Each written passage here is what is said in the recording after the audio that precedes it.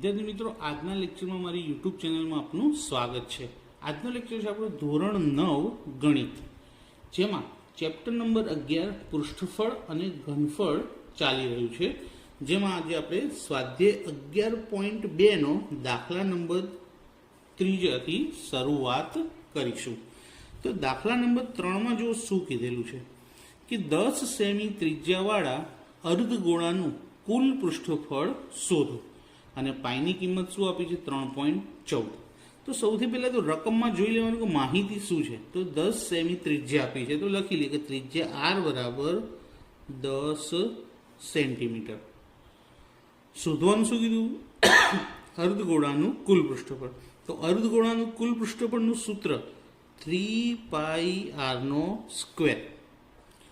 આમાં કિંમતો મૂકીએ. 3m ના m ગુણ્યા પાઈની કિંમત શું લેવાની કીધી છે 3.14. ત્રિજ્યા કેટલી આપી છે 10, તો સ્ક્વેર હોવાના કારણે ત્રિજ્યા કેટલી વખત લખીશું 2 વખત. હવે ફરીથી 3 ગુણ્યા પોઈન્ટ કાપી લઈએ, તો પોઈન્ટ પછી કેટલા અંક હતા 2, તો 314 ના છેદમાં કેટલા આવશે 100, અને ગુણ્યા 10 ગુણ્યા 10 પણ કેટલા થશે 100. હવે 100 ના 2 શૂન્ય 2 શૂન્ય ઉડી ગયા. વધ્યું શું 3 ગુણ્યા 314, તો 4 તરી 12 નો બગડો વધી 1 તરી 3 અને 1 4 અને 3 તરી 9, તો 942 એકમ શું છે સેમી. પૃષ્ઠફળ શોધ્યું એટલે શું લખાશે સેમીનો સ્ક્વેર. ખૂબ જ સરળ દાખલો હતો, એક જ વખત જોઈ અને સમજે આવડી જાય. હવે આપણે જોઈએ દાખલા નંબર 4. દાખલા નંબર 4 ની અંદર અત્યાર સુધી જેટલા દાખલા ગણ્યા એના કરતાં થોડુંક નવું આવે છે કે એક ગોળાકાર ફુગ્ગામાં હવા ભરવાથી તેની ત્રિજ્યા 7 સેન્ટીમીટરથી વધીને 14 સેન્ટીમીટર થઈ ગઈ. હવે કેટલી પરિસ્થિતિ આપી 2. તો આ ગોળાકાર ફુગ્ગાની વક્ર સપાટીના ક્ષેત્રફળનો ગુણોત્તર શોધવાનો છે. એટલે કે બંને ગોળાનું જે ક્ષેત્રફળ હોય એનો ભાગાકાર કરવાનો અને ગુણોત્તર શોધવાનો. તો સૌથી પહેલાં તો આપણને પહેલાં કેટલી ત્રિજ્યા હતી 7, અને એમાં હવા ભરવાથી વધીને થઈ ગઈ કેટલી 14. તો પહેલાં ફુગ્ગો નાનો હતો અને હવા ભરવાથી મોટો થઈ ગયો. તો નાના ફુગ્ગાની જે ત્રિજ્યા છે એને સ્મોલ આર લઈએ, કેટલી હતી 7 સેન્ટીમીટર. હવા ભરવાથી ફુગ્ગો મોટો બની ગયો, તો મોટા ફુગ્ગાની ત્રિજ્યા કેપિટલ આર લઈએ 14 સેન્ટીમીટર. તો નાનાની 7 અને મોટાની 14. હવે આ બંનેની કઈ વક્ર સપાટીના ક્ષેત્રફળનો ગુણોત્તર. તો ગુણોત્તરમાં હંમેશા નાનું હોય એ પહેલાં લખાય. તો આ બેમાં શું નાનો ફુગ્ગો પહેલાં આવશે કે નાના ફુગ્ગાની વક્ર સપાટીનું ક્ષેત્રફળ, અને છેદમાં કોનું લખાય મોટાનું લખાય. તો છેદમાં લખીએ મોટા ફુગ્ગાની વક્ર સપાટીનું ક્ષેત્રફળ. હવે બંનેનું સૂત્ર. હવે ફુગ્ગો કેવા આકારનો હતો? તો ગોળાકાર હતો. તો ગોળાકારની વક્ર સપાટી તો 4πr સ્ક્વેર. હવે મોટો ફુગ્ગો પણ ગોળાકાર જ હતો, તો એમાં પણ સૂત્ર આનું જ આવશે, પણ ત્રિજ્યા કેપિટલ આર લખીશું, કારણ કે મોટા ફુગ્ગાની ત્રિજ્યાને આપણે કેપિટલ આર ધારી છે. તો 4π કેપિટલ આર નો સ્ક્વેર. હવે આપણે આમાં કિંમત મૂકીએ. 4 ગુણ્યા પાઈ એમની એમ જ રાખીએ. કેમ હમણાં ખબર પડી જશે. સ્મોલ આર કેટલા છે 7, તો 7 ગુણ્યા 7 વર્ગ હતો એટલે કેટલી વખત લખ્યા 2 વખત લખ્યા. એ જ રીતે છેદમાં પણ કરીએ. 4π એમને એમ 4 ગુણ્યા પાઈ, અને કેપિટલ આર નો વર્ગ. તો કેપિટલ આર કેટલા છે 14, તો 14 ગુણ્યા 14. જો 4 ઉડી ગયા, પાઈ પણ ઉડી ગયા. એટલા માટે મેં કિંમત ના મૂકી. ગુણોત્તરમાં હંમેશા પાઈની કિંમત ઉડી જ જતી હોય છે. હવે 7નો પણ છેદ ઉડશે. જો 7 દુ 14, અહીંયા પણ 7 દુ 14. ઉપર કશું જ વધ્યું નથી તો શું લખાશે? 1 છેદમાં 2 દુ 4. તો ગુણોત્તર શું આવે? 1/4. તો આ રીતે લખીએ કે માટે ગુણોત્તર બરાબર, હવે આ જે ગુણોત્તર છે જવાબ સાચો છે પણ ગુણોત્તર લખવાનું સ્વરૂપ 1/4 નથી. શું આવે? 1/4.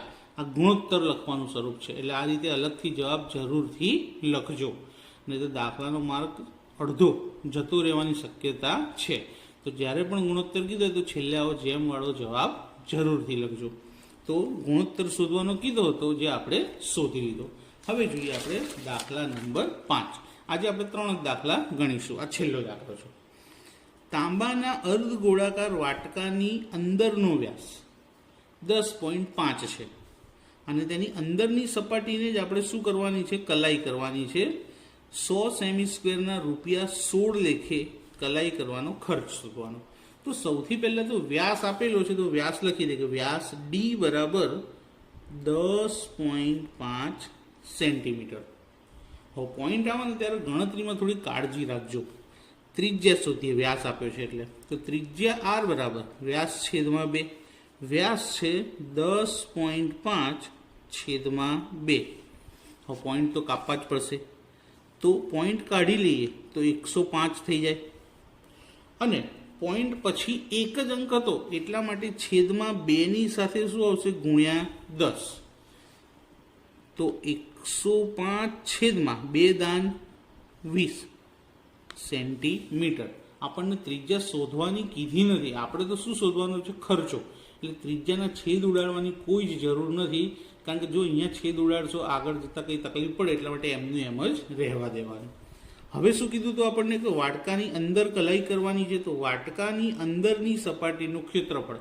હવે વાટકાની અંદરની હોય કે બહારની હોય એ કઈ સપાટી કહેવાય? વક્ર સપાટી. તો વાટકો અર્ધ ગોળાકાર હતો, જો અહીંયા લખેલું છે. તો શું આવશે એનું સૂત્ર? 2πr². 2m. અહીંયા આપણને પાઈની કિંમત આપી નથી તો 22/7 લખીશું. આર બરાબર 105/20, પણ કેટલી ઘાત છે? 2, એટલે કેટલી વાર લખવા પડશે? 2 વખત. 105/20. 105/20. સૌથી પહેલો છેદ ઉડાડીએ 7નો કે 15 × 105. હવે 15નો અને 20નો બંને 5ના ઘડિયામાં આવે. 5 તરી 15, 5 ચોક 20. એકદમ સિમ્પલ છેદ ઉડી ગયો છે. ત્યારબાદ 4નો છેદ આપણે ઉડાડી દઈએ 2 સાથે. 2 દુ 4 અને આ 2નો છેદ ઉડશે 22ની સાથે. 11 દુ 22.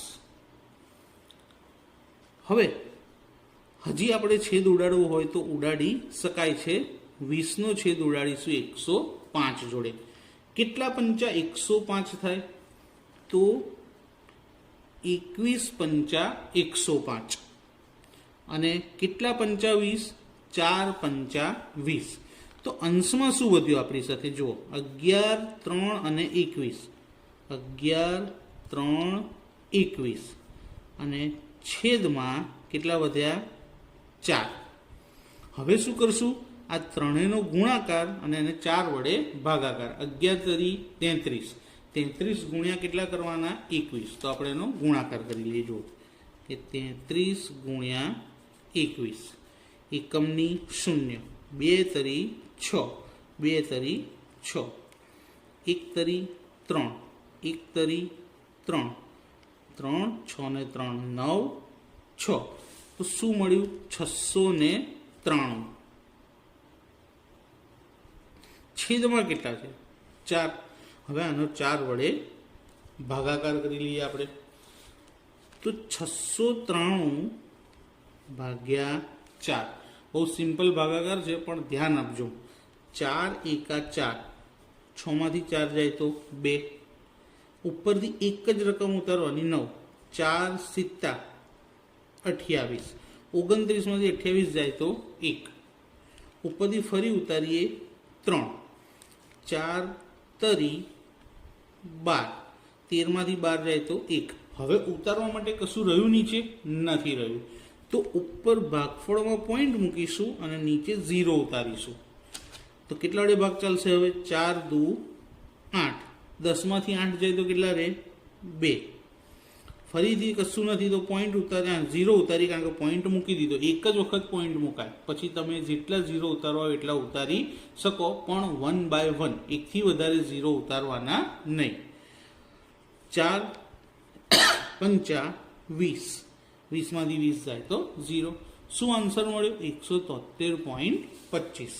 તો જવાબ આવ્યો 173.25.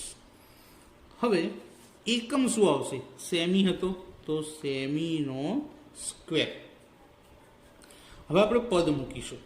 પદ મૂકવાનું આપણને શું કીધું? અહીંયા બાજુમાં દાખલો ગણીએ પદનો, કે 100 સેમી સ્ક્વેર કલાઈ કરવાનો ખર્ચ. અહીંયા કે 100 સેન્ટીમીટર સ્ક્વેર કલાઈ કરવાનો ખર્ચ બરાબર કેટલા રૂપિયા હતો? 16 રૂપિયા. તો રૂપિયા 16 માટે કેટલા સેન્ટીમીટર આવ્યું ક્ષેત્રફળ? 173.25 સેમી સ્ક્વેર કલાઈ કરવાનો ખર્ચ બરાબર કેટલો? અને હવે એની ગણતરી કરીએ કે 173.25 ગુણ્યા 16, 173.25 ગુણ્યા કેટલા? 16. અને આ જે 100 હતા એ છેદમાં આવશે. ક્યાં આવશે? છેદમાં. હવે આ બંનેનો ગુણાકાર કરવાનો. પોઈન્ટ પછી કેટલી સંખ્યા છે? 2, એટલે 2 પોઈન્ટ તો કાપવાના જ. અને છેદમાં 100 હોવાના કારણે બીજા 2, એટલે ટોટલ 4 પોઈન્ટ આપણે કટ કરવા પડશે. પહેલાં તો આપણે ગુણાકાર કરીએ, અને ગુણાકાર કરતી વખતે પોઈન્ટ લખવાનો નહીં. કોનો ગુણાકાર? 17,325 ગુણ્યા 16, 17,325 ગુણ્યા 16. એકમની શૂન્ય, 5 એકા 5, 2 એકા 2, 3 એકા 3, 7 એકા 7, 1 એકા 1. 6 પંચા 30 ની શૂન્ય વધી 3, 6 દુ 12, 12 અને 3 15 નો પાંચડો વધી 1, 6 તરી 18 અને 1 19 નો નવડો વધી 1, 6 સિત્તા 42 અને 1 43 નો તગડો વધી 4, 6 એકા 6, 6 અને 4 10. સરવાળો કરીએ. 0, 5 અને 5 10 ની શૂન્ય વધી 1, 9 ને 1 10 ને 2 12 નો બગડો વધી 1, 3 ને 3 6 ને 1 7, 7 ના 7, 1 ને 1 2. હવે આમાં કેટલા પોઈન્ટ કટ કરવાના છે આપણે પહેલાં લખી દઈએ. જો પોઈન્ટ પછી 2 આંકડા થાય, એટલે આ 2 પોઈન્ટ તો ઉડી જ જવાના. એટલે જવાબ શું આવ્યો આપણો? 2772. આ 2 પોઈન્ટ આપણે કાપી નાખ્યા. પોઈન્ટ પછી શું હતું? 0 0. અને છેદમાં કેટલા હતા? 100. ફરી 100ના બીજા 2 પોઈન્ટ કાપીએ એટલે પોઈન્ટ ખસશે, તો 27.72. આટલા રૂપિયા એને કલાઈ કરવામાં જરૂર પડશે. તો અહીંયા આન્સર લખી દઈએ. શું આન્સર આવશે આપણો?